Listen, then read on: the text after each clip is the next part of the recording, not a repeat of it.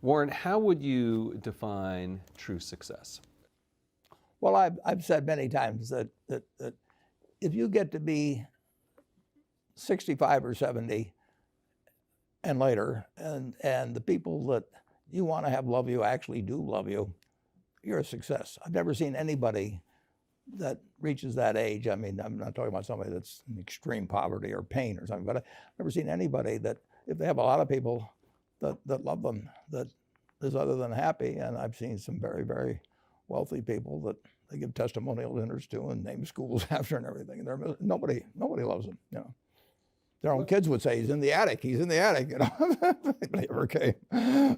What are, say, 3 pieces of advice you would give to people who are looking to succeed in business? Well, by far the best investment you can make is in yourself. I mean, for example, communication skills. I tell the students that come that they're going to graduate schools and business, and they're learning all these complicated formulas and all that. If they just learn to communicate better, and both in writing and in person, they increase their value at least 50%. And, I mean, if you can't communicate, somebody says, you know, it's like winking at a girl in the dark. Nothing happens, you know, basically. And you have to be able to get forth your ideas, and that's relatively easy. I did it myself with the Dale Carnegie course. It's just hugely important. And if you invest in yourself, nobody can take it away from you. The second thing, which I'll get a certain criticism for not living it, but I do tell those students, you know, that if I gave you a car and it'd be the only car you get in the rest of your life, you take care of it like you can't believe. Any scratch, you'd fix that moment. You read the owner's manual, you keep a garage and do all these things. And you get exactly one mind and one body in this world. And you can't start taking care of it when you're 50. By that time, you'll have rusted out if you haven't done anything. So you should. What about life advice?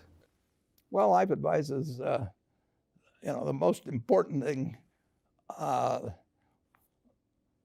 aside from the things I've talked about already, is really who you associate with. You want to associate with people that are better than you are. I mean, basically, you'll go in the direction of the people that you associate with, and you want to have the right heroes.